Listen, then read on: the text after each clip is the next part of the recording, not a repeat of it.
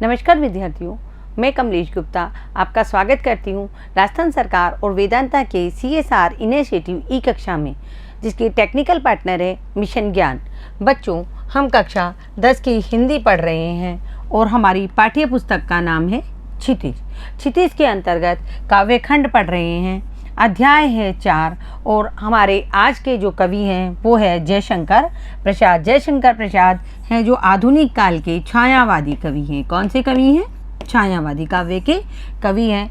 आज हम कवि परिचय पढ़ेंगे, यानी जयशंकर प्रसाद जी का जीवन परिचय, उनका कृतित्व परिचय पढ़ेंगे। साथ ही हमारी जो पाठ्य पुस्तक में उनकी जो पद भाग दिए गए हैं उनका जो परिचय है, उनका जो सारांश है उसको जानेंगे और कविता के कुछ पद, जिस कविता का नाम है आत्मकथ है, उसके बारे में हम जानकारी प्राप्त करेंगे।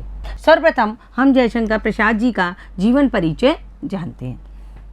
यानी मैं आपको बता दूं, मैंने आपको बहुत शुरुआत से ही बताती चली आ रही हूँ कि चार हमारे जो साहित्य का जो हमारे काल थे वो चार थे। आदिकाल, उसके बाद आया भक्ति काल और उसके बाद रीति काल और तत्पश्चात जो अभी चल रहा है वो है आधुनिक काल। तो देखो बच्चों, आधुनिक काल में बहुत सारी कविताएं और कहानियां लिखी गई, जिनमें एक आया छायावादी काल, आया प्रयोगवाद काल, आया नई कहानी आई, नई कविता आई और प्रगतिवाद आया। तो ये आधुनिक काल है जो अभी तक चला आ रहा है। इसमें छायावाद जो काल था वो सर्वप्रथम आया। छायावादी काल के जो ये कवि थे ये थे जयशंकर प्रसाद। तो जयशंकर प्रसाद जी का जन्म कब हुआ था? 1889 में वाराणसी यानी उत्तर प्रदेश के बनारस जिले में हुआ था, जिसे काशी के नाम से भी जाना जाता है। काशी के प्रसिद्ध यानी बनारस के प्रसिद्ध क्वींस कॉलेज में वे पढ़ने गए। कहाँ पढ़ने गए? यह हो सकता हो जब वो पढ़ रहे थे, जब कक्षा 8 के बाद में ही कॉलेज या इंटर शिक्षा शुरू हो जाती हो, तो उन्होंने 8वीं तक स्कूल में पढ़ाई की और उसके बाद जब वो काशी के प्रसिद्ध क्वींस कॉलेज में पढ़ने गए, लेकिन स्थितियाँ अनुकूल न होने के कारण, मतलब उनकी पढ़ाई के अनुकूल स्थितियाँ न होने के कारण वे 8वीं से आगे नहीं पढ़ पाए। बाद में उन्होंने क्या किया? उन्होंने घर पर ही संस्कृत, हिंदी और फारसी का अध्ययन किया। देखो बच्चों, 4 भाषाओं का घर पे रह के अध्ययन करना कोई बुद्धिमान व्यक्ति ही कर सकता है। छायावादी काव्य प्रवृत्ति के प्रमुख कवियों में से एक जयशंकर प्रसाद का सन 1937 में निधन हो गया।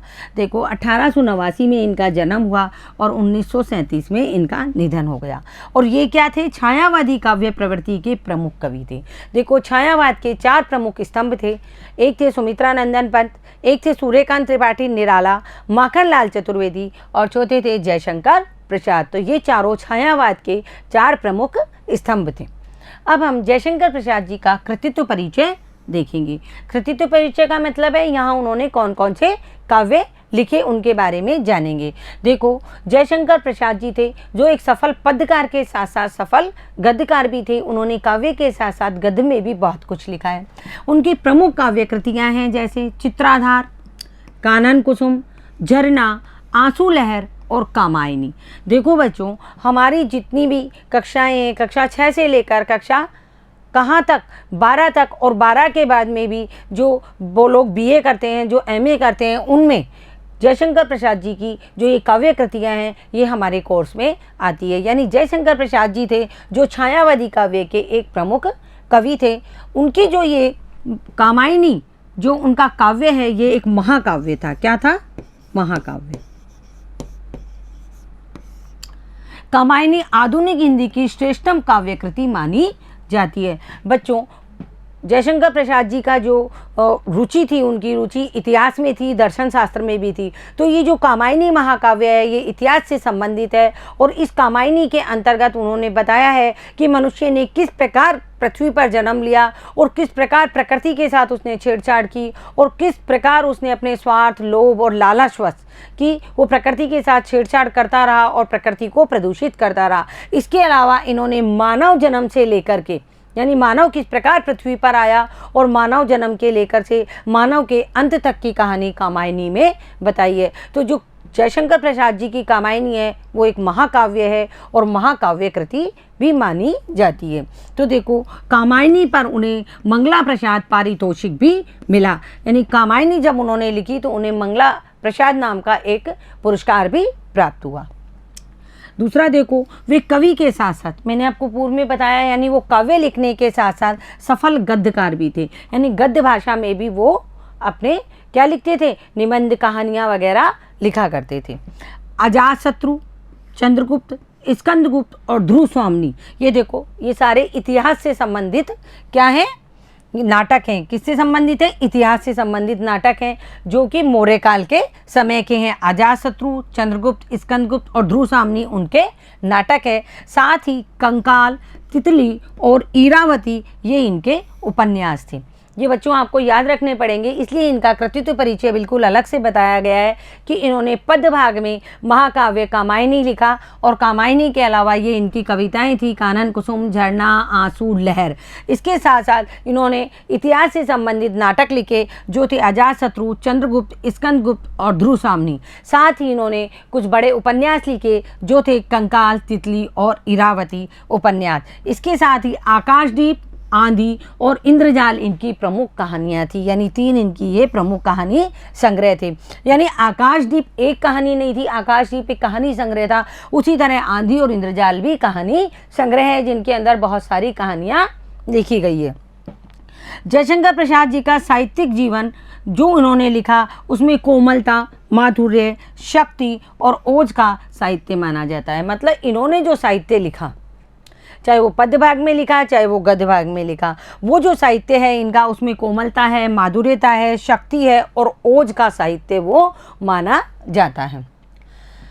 छायावादी कविता की अतिशय काल्पनिकता, सौंदर्य, उसका सूक्ष्म चित्रण, प्रकृति का प्रेम, देश प्रेम और शैली की लाक्षणिकता उनकी कविता की प्रमुख विशेषताएं हैं।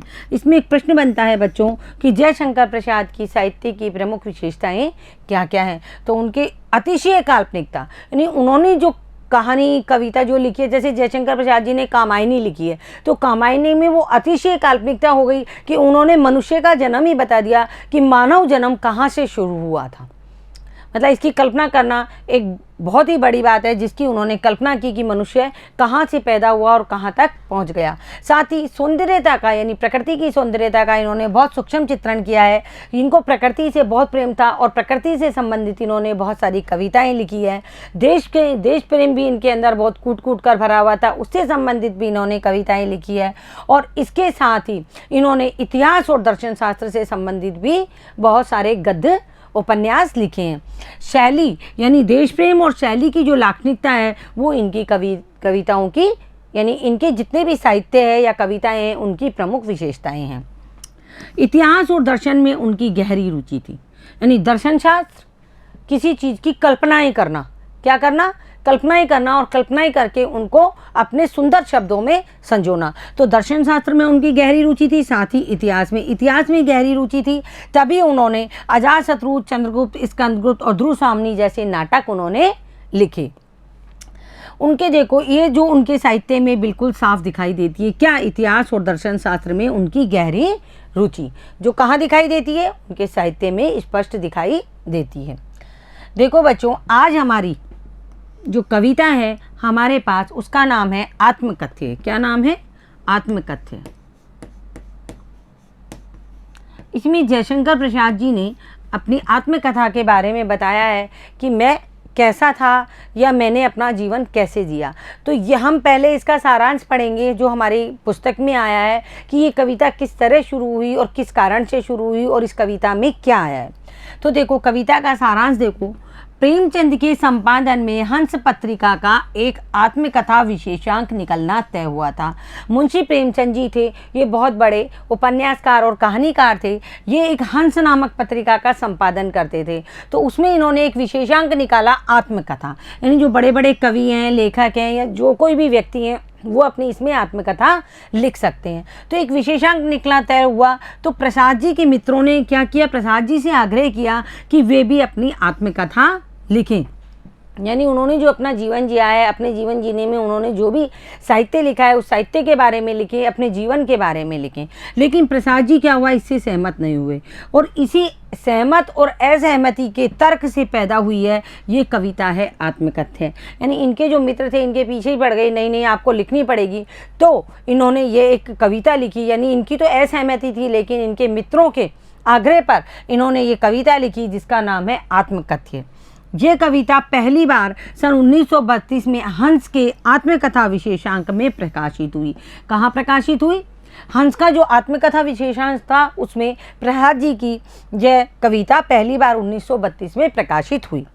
छायावादी शैली में लिखी गई। कौन सी शैली में लिखी गई आत्मकथा कविता? छायावादी शैली में लिखी गई इस कविता में जयशंकर प्रसाद जी ने जीवन के यथार्थ, यानी जो वास्तविक जीवन है जिसको हम जी रहे हैं, यानी दिखावा इसमें कुछ भी नहीं था, एवं जो अभाव पक्ष था, अब साफ दिखाई देता है इनका अभाव पक्ष क्या था कि ये 8वीं तक ही पढ़ पाए और जाना चाहते थे क्वींस कॉलेज में, लेकिन इनके अनुकूल परिस्थितियां न होने के कारण ये जा नहीं पाए। और अभाव पक्ष की जो मार्मिक अभिव्यक्ति है, यानी जो दुखी करने वाली अभिव्यक्ति है, वो इसमें व्यक्त की गई है आत्मकथा में।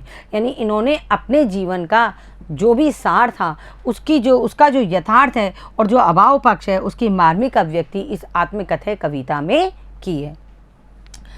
देखो बच्चों, छायावादी सूक्ष्मता के अनुरूप ही अपने मनोभावों को अभिव्यक्त करने के लिए जयशंकर प्रसाद ने ललित का मतलब होता है निर्मल, सुंदर एवं नवीन शब्दों और बिंबों का प्रयोग किया है। यानी इन्होंने जो आत्मकथा कविता लिखी है उस कविता में क्या किया है, इन्होंने अपने मन के भावों को अभिव्यक्त करने के लिए, यानी आत्मकथा में अपने मन के भाव जो अभिव्यक्त किए हैं उनके लिए इन्होंने ललित, सुंदर और नवीन शब्द और बिंबों का क्या किया है, प्रयोग किया है। बिंब का मतलब जो परछाइयाँ जो इन्होंने लिखी हैं उनका इन्होंने प्रयोग किया है। इन्हीं शब्दों यानी ललित शब्दों और इन बिंबों के सहारे इन्होंने बताया कि उनके जीवन की जो कथा है एक सामान्य व्यक्ति के जीवन की कथा है। यानी लोग सोचते होंगे जयशंकर प्रसाद जी को इतना बड़ा पुरस्कार मिला, उन्होंने इतने बड़े बड़े काव्य लिखे, तो पता नहीं वो व्यक्ति किस तरीके का होगा, लेकिन इन्होंने अपनी आत्मकथा में लिखा कि मैं एक सामान्य व्यक्ति हूँ, मेरा जीवन भी सामान्य व्यक्तियों की तरह ही चलता है, इसमें ऐसा कुछ भी नहीं है। यानी जयशंकर प्रसाद जी बता रहे हैं कि इसमें ऐसा कुछ भी नहीं है जिसे महान और रोचक मानकर लोग वाह करेंगे। यानी मेरी आत्मकथा में ऐसा कुछ भी नहीं लिखा हुआ जिसको लोग पढ़ेंगे और रोचकता से पढ़ेंगे, यानी उसमें रुचि लेकर के पढ़ेंगे, ऐसा कुछ भी नहीं है कि लोग इसमें वाह करेंगे। मेरी जो आत्मकथा है वो सामान्य व्यक्ति की ही आत्मकथा है। कुल मिलाकर इस कविता में एक तरफ कवि के द्वारा यथार्थ की स्वीकृति है तो दूसरी तरफ एक महान कवि की विनम्रता भी है। तो मेन क्या है इसमें जो मेन है इस कविता में कवि की यथार्थ की स्वीकृति है, यानी वास्तविकता के धरातल पे जो जीवन जिया जाता है वो जीवन इन्होंने इसमें बताया है कि मैंने किस तरीके का जीवन जिया है, कोई मोह शोक का जीवन मैंने नहीं जिया है। तो दूसरी तरफ क्या बताया है, एक महान कवि की विनम्रता, यानी इन्होंने बहुत विनम्रता के साथ, बहुत नम्रता के साथ इन्होंने ये लोगों को अपनी आत्मकथा में बताया है कि मैंने अपना जीवन किस प्रकार जिया है। तो बच्चों, अब हम इस कविता आत्मकथा को पढ़ेंगे प्रसंग और भावार्थ और शब्दार्थ के साथ। हम दो पंक्तियों के से इसको पढ़ेंगे ताकि ये हमको अच्छे से समझ में आ जाए। ये जो कविता है आधुनिक काल की कविता है, छायावादी काल की कविता है, इसलिए ये खड़ी बोली में लिखी गई है। मधुप गुनगुना कर कह जाता कौन कहानी यह अपनी, मुरझाकर गिर रही पत्तियां देखो कितनी आज घनी। भाषा बिल्कुल सरल है, हमारी साधारण जो हिंदी बोलचाल की भाषा है, खड़ी बोलचाल की भाषा है, वो ये भाषा है। मधुप का अर्थ होता है भंवरा, वो जो एक काला कीट होता है इतना बड़ा जो कि फूलों के ऊपर मंडराता रहता है और गुनगुन की आवाज़ निकालता रहता है। घनी का अर्थ होता है बहुत अधिक या गहरी। तो देखो बच्चों, ये जो कविता आई है आत्मकथा है उसका हम पहले प्रसंग देखेंगे। प्रस्तुत पद्यांश यानी जो ये 4 लाइनें हम पढ़ेंगे अभी, उन पद्यांश में छायावादी कवि जयशंकर प्रसाद द्वारा रचित आत्मकथा से लिया गया है। मैंने आपको पूर्व में भी बताया था, प्रसंग में हमको ये बताना है कि ये जो पद्य भाग है वो हमारे पास कहाँ से आया है, इसमें कवि ने क्या बताया है ये भी हमको बताना पड़ेगा। इसमें कवि ने क्या बताया है, जीवन के यथार्थ एवं अभाव की बात कही है।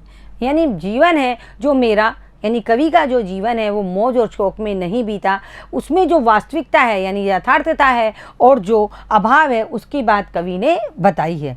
जीवन की दुर्बलताएं यानी जीवन में जो कमजोरी है उनको जानने के इच्छुक लोगों पर उन्होंने कटाक्ष किया है।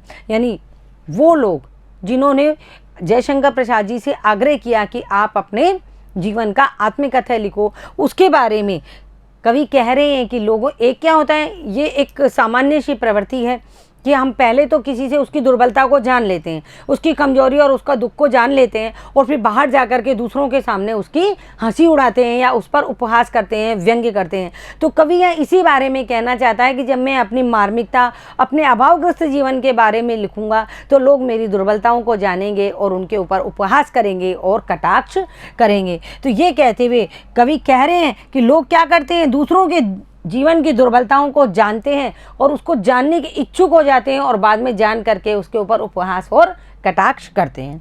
अब देखो, हम सर्वप्रथम ये वाली पंक्तियां देखेंगे। मधुप गुनगुन कर कह जाता कौन कहानी ये अपनी, मुरझाकर गिर रही पत्तियां देखो कितनी आज घनी। तो देखो, मधुप का अर्थ होता है भौरा। तो कवि कह रहे हैं कि गुंजन करते हुए भंवरे और डालों से मुरझाकर गिर रही घनी पत्तियां, यानी किसी का भी जीवन क्या नहीं है, निश्चित नहीं है और स्थिर नहीं है। कवि ये कहना चाहता है कि ये संसार है जो नश्वर है, यहाँ जो आया है वो जाएगा, चाहे वो जीव हो, प्राणी हो या प्रकृति हो। प्रकृति में आने वाली चीज़ें भी, जैसे पेड़ है, अब आप देखते हो पेड़ पौधे हैं, फूल है, पत्तियां हैं, ये भी क्या है, अपना एक निश्चित जीवन काल पूरा करने के बाद समाप्त हो जाती है। उसी प्रकार कवि कह रहा है कि गुंजन करते हुए भंवरे और डालों से मुरझाकर गिर रही घनी पत्तियां, घनी यानी गहरी पत्तियां, बहुत गहरा पेड़ होता है, हरा भरा पेड़ होता है, लेकिन पतझड़ का मौसम आते ही वो बिल्कुल खाली होकर ठूंठ की तरह खड़ा हो जाता है। जीवन की करुण कहानी सुना रही हैं। क्या सुना रहे हैं? जीवन की करुण कहानी। आप देखो, हरा भरा पेड़ होता है, कितना सुंदर लगता है, उस पर कितने सारे पक्षी आके बैठते हैं, लेकिन जैसे ही उसकी पत्तियां गिर जाती है वो एकदम खाली हो जाता है, तो कितना अजीब सा और बुरा सा लगता है। तो ये सब क्या है, ये अपने जीवन की एक करुण कहानी सुना रहे हैं। उनका अपना जीवन भी क्या है, व्यथाओं की कथा है। यानी हर व्यक्ति का जीवन, प्रकृति की हर चीज़ का जीवन, यानी धरती पे आए हुए प्रत्येक लोगों का जीवन क्या है, अपनी क्या कर रहे हैं, व्यथाओं की कथा सुना रहे हैं। कहने का आशय क्या है कि फूल से फूल पर भटकते भौरे की गुंजार क्या है। भौरा क्या करता रहता है, भौरा इस फूल पे घूमता रहता है, गुंजायमान करता है, फिर उस फूल पे यानी स्थिरता नहीं है। भंवरा एक फूल से यदि वो मकरंद को चूस लेता है, फिर भी वो दूसरे फूल पे जाएगा, तीसरे फूल पे जाएगा, यानी उसके जीवन में भी स्थिरता नहीं है। यानी प्रकृति में जो आया है उसके जीवन में, यानी इस पृथ्वी पर, इस धरातल पर जो आया है, उनके किसी के जीवन में भी स्थिरता नहीं है। कभी न तृप्त होने वाली प्यास की करुण कहानी है। मैंने आपको बताया, एक फूल से उसने मकरंद चूस लिया, लेकिन फिर भी उसकी क्या इच्छाएं पूरी नहीं होती, फिर दूसरे फूल पे बैठेगा, फिर तीसरे फूल पे बैठेगा और इस तरह अपने जीवन को नश्वरता की ओर ले जाएगा। उसी प्रकार डालों से मुरझाकर गिरने वाली पत्तियां जो होती है, वो जीवन की नश्वरता की कहानी सुना रही है। यानी कि पत्तियां क्या संदेश दे रही हैं हमको, कि हमारा जीवन अजर और अमर नहीं है। कोई भी प्राणी हो और प्रकृति की जो भी चीज़ें हैं वो सब नश्वर है। आगे देखो, इस गंभीर अनंत नीलिमा में असंख्य जीवन इतिहास यह लोग करते ही रहते हैं अपना व्यंग मलिन उपहास। यानी जो आत्मकथा उन्होंने लिखी है अपने दोस्तों के आग्रह पर, उस जीवन के बारे में कवि यहाँ क्या कह रहे हैं। देखो, शब्दार्थ देखो, गंभीर का अर्थ होता है गहरा, अनंत नीलिमा का अर्थ होता है सीमा रहित विशाल नीला आकाश। अनंत यानी जिसका कोई अंत नहीं हो, ऐसा नीला आकाश जिसकी कोई सीमा नहीं हो। जीवन का इतिहास यानी जीवन की कहानी। व्यंग मलिन, व्यंग और मलिन यानी खराब ढंग से किसी की निंदा करना। उपहास, उपहास का अर्थ है मजाक उड़ाना। यानी हम किसी की दुर्बलताओं को जान लें और जान करके फिर दूसरे के सामने बहुत बुरी तरीके से उसकी निंदा करें, खराब तरीके से, या उसका मजाक उड़ाएं। ये मतलब किसी की आत्मकथा को पढ़ने के बाद में कि देखो उसने अपनी आत्मकथा में ये लिखा है कि वास्तविकता है। तो कवि यहाँ ये कहना चाहता है अपने मित्रों से कि तुम मेरी दुर्बलताओं को क्यों उजागर करवाने पर तुले हुए हो। अब हम इसकी व्याख्या देखेंगे। इस गंभीर अनंत नीलिमा में असंख्य जीवन इतिहास, यानी इस अनंत नीले आकाश के नीचे, जो पृथ्वी के ऊपर नीला आकाश है, जो अनंत है, जिसकी कहीं कोई सीमा नहीं है, उसमें असंख्य जीवन पल रहे हैं असंख्य जीवन। कीट है, प्राणी है, पेड़ पौधे हैं, जलीय जीव है, आकाशीय जीव है, धरातल पर रहने वाले जीव है, इसके अलावा पेड़ पौधे हैं और बहुत सारी प्रकृति में चीज़ें हैं। सबका अलग अलग इतिहास है और अपनी अपनी आत्मकथाएं हैं। सबका अलग अलग इतिहास है, सबकी अपनी अपनी आत्मकथाएं। देखो मतलब इस पृथ्वी पर कई तो ऐसे कीट पतंगे हैं जो मात्र एक रात्रि यानी 24 घंटे का जीवन जीते हैं, कई ऐसे हैं जो 10 मिनट का जीवन जीते हैं, कई ऐसे हैं जो 100 साल का जीवन जीते हैं, और कई ऐसे हैं जो करोड़ों वर्षों का जीवन भी जी जाते हैं। प्रकृति के कई कई पेड़ बड़े बड़े पेड़, इस तरीके के विशाल पेड़ होते हैं जो हजारों वर्षों तक जीते हैं, करोड़ों वर्षों तक भी जीते हैं। तो इस कवि यहाँ क्या कहना चाहता है, इतिहास अपनी अपनी सबकी आत्मकथाएं हैं, सबका अपना अपना जीवन है, और इन्हें लिखने वालों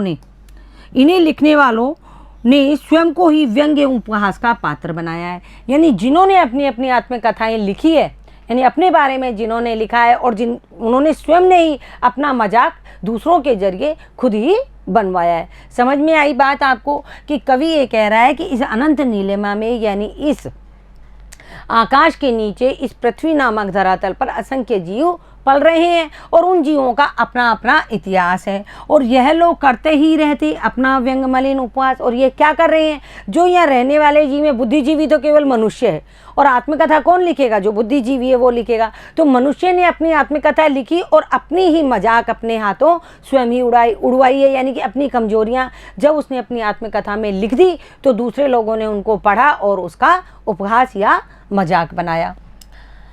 तब भी कहते हो कह डालूं दुर्बलता अपनी बीती, तुम सुनकर सुख पाओगे देखो ये गागर रीति। कवि यहाँ क्या कहना चाहते हैं अपनी कथा में, देखो गागर का मतलब जीवन रूपी घड़ा, और रीति का मतलब होता है खाली, यानी खाली बर्तन। तो कवि यह क्या कह रहा है, कवि यहाँ अपने मित्रों से पूछते हैं कि क्या यह सब देखकर भी तब भी कहते हो कह डालूं, मतलब इतना सब कुछ मैंने तुम्हें बताया कि मेरा जीवन, तुम देख रहे हो कि मेरा जीवन कितना अभाव और दुर्बलताओं में, कितनी कमजोरियों में बीता है, मैं कितनी गरीबी में पला बड़ा हूँ, कितनी मेरे पास मतलब जो आर्थिक परेशानियाँ थी, इसके अलावा मेरे पास और भी बहुत सारी परेशानियाँ थी, उसके बावजूद भी तुम ये चाहते हो कि मैं क्या कर लूँ, अपनी दुर्बलताओं को तुम्हारे सामने प्रकट करूं। तो कवि अपने मित्रों से पूछ रहे हैं कि ये सब देखकर भी वो ये चाहते हैं कि वे अपनी दुर्बलताओं से युक्त आत्मकथा को लिखें या अपनी आत्मकहानी को लिखें। मेरे अभावों को तुम सभी जानते हो, उसके बावजूद भी तुम ये सब चाहते हो कि मैं अपनी इस आत्मकहानी को लिखूं। देखो तुम सुनकर सुख पाओगे देखो ये गागर रीति। देखो तुम क्या मेरी जो आत्मकथा को पढ़ करके, यानी जो ये रीति मतलब खाली, इस खाली गगरी जैसी महत्वहीन आत्मकथा को पढ़कर क्या तुम्हें या अपने मित्रों को कह रहे हैं, क्या उन्हें वो सुख प्राप्त होगा, मतलब उन्हें दुखी होगा उनके मित्रों को, जयशंकर प्रसाद के मित्रों को, कि हमारे मित्र की वास्तव में जीवन उनका क्या था और बाहरी जीवन, बाहरी दिखावा क्या है। तो कवि इसमें ये कहना चाहते हैं अपने मित्रों से कि क्या तुम ये चाहते हो कि मैं अपनी दुर्बलताओं को अपनी आत्मकथा में लिखूं, और जब तुम उनको पढ़ोगे मेरी आत्मकथा को, जो उसमें कि क्या है, वो खाली एक गागर के समान है, खाली घड़े के समान है, जब तुम उसको देखोगे तो क्या तुम्हें सुख प्राप्त होगा। तो देखो बच्चों, ये पद्य भाग हमने इसकी 6 पंक्तियाँ आज पढ़ी है, कवि जयशंकर प्रसाद की कविता आत्मकथा की। अब हम देखते हैं इन 6 पंक्तियों में क्या विशेष आया है। देखो इसकी विशेषता क्या है, कवि प्रसाद ने जीवन का प्रतीकात्मक वर्णन किया है। कैसा वर्णन किया है, प्रतीकात्मक वर्णन किया है। जो बताया है उन्होंने कि नाशवान दुनिया में, यानी हमारा जो जीवन है वो नाशवान है, एक ना एक दिन समाप्त हो जाएगा। इस नाशवान दुनिया में दुख और तकलीफ़ों का कोई अंत नहीं है। आप बच्चे हो, आप बता सकते हो क्या प्रत्येक व्यक्ति सुखी है? नहीं है। मतलब अगर हमारे पास सुख है तो दुख, सुख कब आता है, यानी अच्छाइयाँ कब अच्छी लगती है, सुख कब आता है, जब दुख आता है, यानी जब परेशानियाँ आती है और जब वो परेशानियाँ समाप्त हो जाती है तो उसको हम कहते हैं ये सुख है। तो मतलब कवि यहाँ ये कहना चाहता है कि इस जीवन में दुख और तकलीफ़ों का कोई अंत नहीं है, ये तो जीवन के उतार और चढ़ाव की तरह है। पद्यांश में क्या आया है, संस्कृति निष्ठ खड़ी बोली है। मैंने आपको शुरुआत में ही बताया संस्कृत निष्ठ खड़ी बोली है, यानी बिल्कुल समझ में आने वाली हमारी भाषा है। और कौन सा अलंकार है, इसमें अनुप्रास अलंकार है क्योंकि वर्णों की आवृत्ति हो रही है। साथ ही प्रतीकात्मक छायावादी शैली है। कौन सी शैली है, छायावादी, क्योंकि कवि क्या है, कवि छायावादी कवि है। तो देखो बच्चों, आज हमने कवि का जीवन परिचय पढ़ा, उनका कृतित्व परिचय पढ़ा और उनके महाकाव्य कामायनी के बारे में भी जाना। आपको ये याद रखना पड़ेगा कि जयशंकर महाकाव्य यानी कामायनी है जो जयशंकर प्रसाद जी का एक बहुत ही अच्छा लिखा हुआ काव्य है। इसके साथ ही हमने आत्मकथा के कुछ पद भी पढ़े। आप इन्हें पुनः पढ़िए और पढ़कर यानी लिखने का भी प्रयास कीजिए। धन्यवाद बच्चों।